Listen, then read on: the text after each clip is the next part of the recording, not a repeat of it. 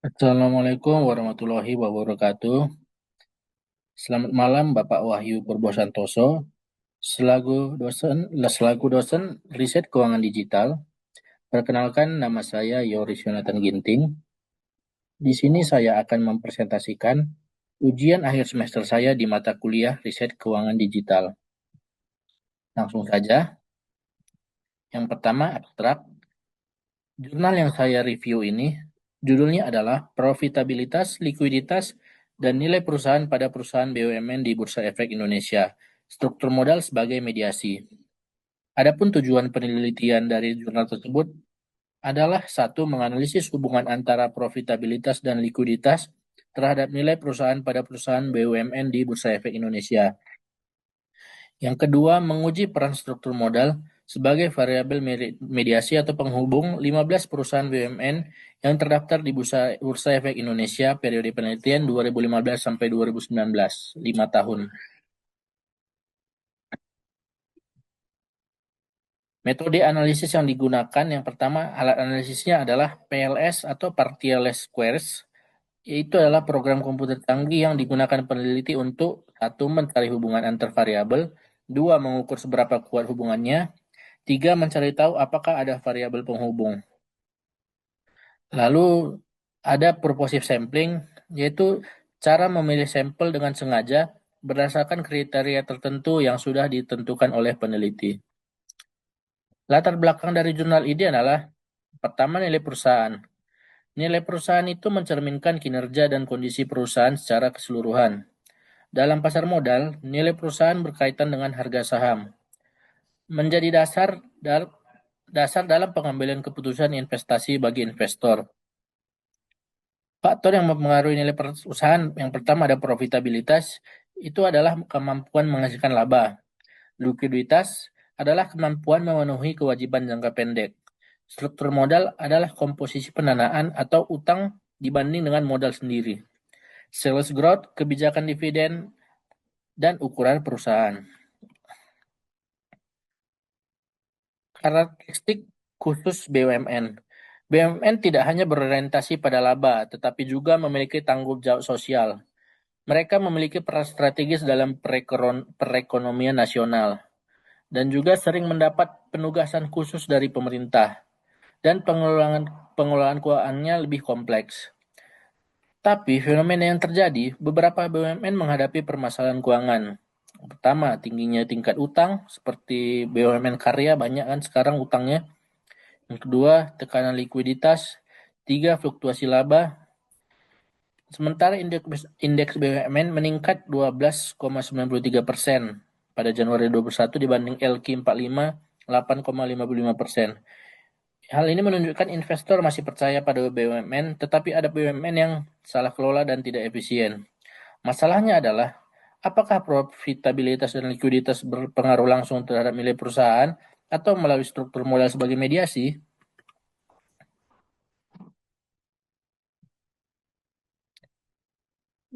Pembahasan pertama.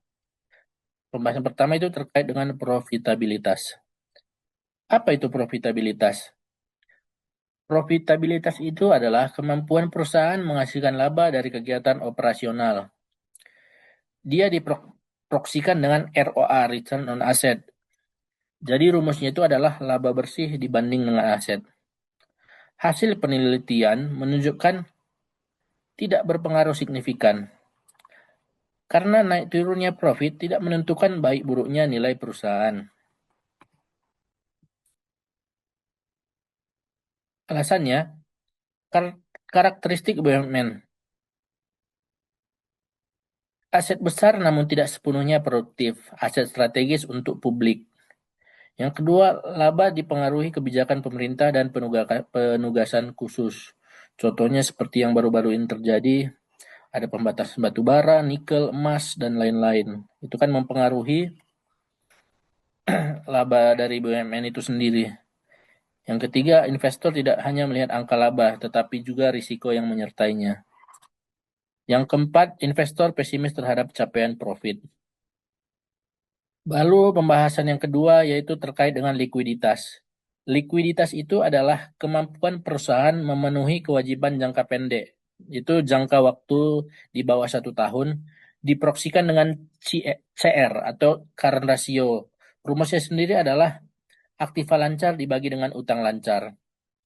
Hasil penelitiannya menunjukkan tidak berpengaruh signifikan. Alasannya, likuiditas lebih relevan bagi kreditor, bukan investor. Investor itu lebih fokus pada potensi keuntungan jangka panjang. Likuiditas tinggi bisa berarti dana mengendap tidak produktif. Likuiditas dianggap lebih berdampak pada operasional, bukan nilai perusahaan. Baru selanjutnya struktur modal. Struktur modal itu adalah kombinasi pendanaan perusahaan, utang jangka panjang, saham biasa, saham preferen. Diproksikan dengan DER, Debt to Equity Ratio. Rumusnya adalah total utang dibagi dengan ekuitas. Fungsi struktur modal itu untuk keputusan pendanaan yang mempengaruhi nilai jual saham. Yang kedua, mengoptimalkan komposisi utang dan ekuitas untuk menurunkan biaya modal. Yang tiga, mencerminkan tingkat risiko perusahaan. Hasil penelitiannya menunjukkan modal berpengaruh negatif signifikan. Jika DER turun, nilai perusahaan naik. Logikanya juga, perusahaan dengan struktur modal kecil, apabila dikelola operasional baik, maka tidak butuh utang besar. Jadi hal ini dapat meningkatkan kepercayaan investor. Pembahasan selanjutnya yaitu hubungan antar variabel. Profitabilitas hubungan antar variabel yang pertama adalah profitabilitas mempengaruhi struktur modal. Dia berpengaruh negatif signifikan. Artinya, semakin tinggi profit, semakin rendah utang. Perusahaan lebih suka pakai dana internal atau laba ditahan daripada utang. Berikutnya adalah hubungan antara likuiditas terhadap struktur modal. Pada hasil penelitian menunjukkan berpengaruh positif signifikan. Semakin tinggi likuiditas, maka semakin tinggi utang.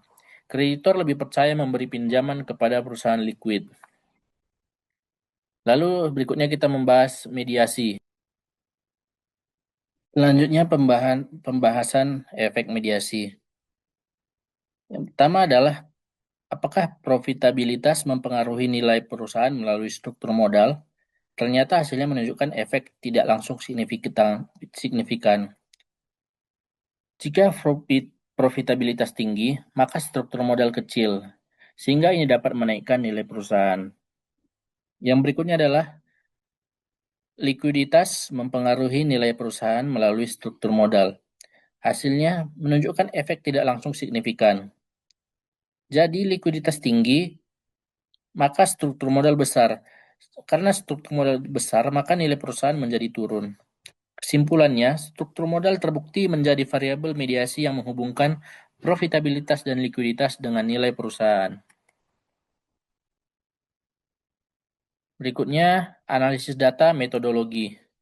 Jenis penelitian ini dilakukan dengan pendekatan kuantitatif, yaitu menguji teori dan kajian penelitian terlebih dahulu.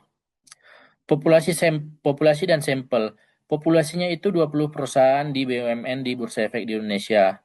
Dan sampelnya itu 15 perusahaan. Ini dengan menggunakan metode purposive sampling.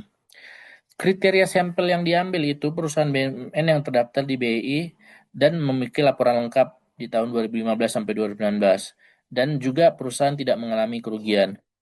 Sumber data yang diambil melalui data sekunder dari website Bursa Efek Indonesia. Berikutnya, analisis data dan proxy. Definisi operasional variabel. Bisa dilihat pada tabel nilai perusahaan itu proksinya PBV, rumusnya harga pasar per saham dan nilai buku per saham. Skalanya rasio, profitabilitas bagi X1, proksinya ROA, return on asset, rumusnya laba bersih bagi total aset. Skalanya rasio juga. Baru likuiditas X2, itu CR, current ratio, aktiva lancar dibagi utang lancar, skalanya rasio. Lalu berikutnya struktur modal atau Z, proksinya adalah DER, Debt to Equity Ratio. Rumusnya total hutang dibagi ekuitas, skalanya menggunakan rasio juga. Alat analisisnya menggunakan PLS atau partial least squares. Baru berikutnya analisis data hasil statistik. Nilai R-square itu adalah seberapa besar pengaruh variabel bebas terhadap variabel terikat. Struktur modal itu 40,6% dipengaruhi oleh profitabilitas dan likuiditas. Baru berikutnya nilai perusahaan. Nilai perusahaan itu 11,1% dipengaruhi profitabilitas, likuiditas, dan struktur modal. Dan berikutnya koefisien jalur. Koefisien jalur ini seberapa besar perubahan pada suatu variabel jika variabel lain berubah. Hubungan antara profitabilitas terhadap struktur modal itu signifikan. Likuiditas terhadap struktur modal signifikan. Struktur modal terhadap nilai perusahaan itu signifikan. Profitabilitas terhadap nilai perusahaan itu tidak signifikan. Sama seperti likuiditas terhadap nilai perusahaan juga tidak signifikan. Nah, berikutnya kita hipotesis pengujian langsung.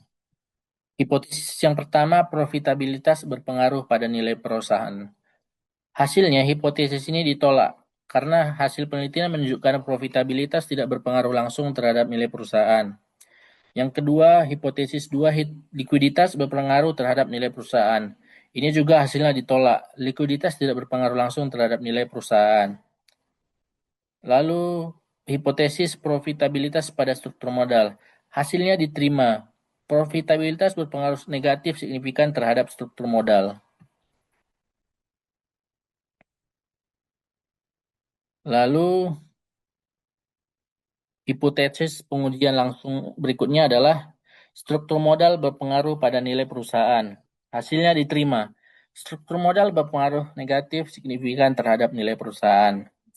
Lalu berikutnya hipotesis 6, profitabilitas berpengaruh terhadap nilai perusahaan melalui struktur modal. Hasilnya diterima. Struktur modal memediasi pengaruh profitabilitas terhadap nilai perusahaan atau positif. Hipotesis 7, itu likuiditas berpengaruh terhadap nilai perusahaan melalui struktur modal. Hasilnya juga diterima. Struktur modal memediasi pengaruh likuiditas terhadap nilai perusahaan. Pengaruhnya itu negatif. Jadi kesimpulan penelitian ini bisa kita lihat pada tabel ini apa-apa saja yang tidak berpengaruh dan yang berpengaruh antara satu dengan yang lainnya. Jadi struktur modal itu terbukti menjadi variabel mediasi yang menghubungkan profitabilitas dan likuiditas dengan nilai perusahaan. Berikutnya saran saya bagi peneliti agar meneliti variabel lain yang berkontribusi terhadap nilai perusahaan. Ini cukup membantu untuk investor-investor pemula yang bisa menentukan keputusan apakah suatu perusahaan itu sehat atau tidak.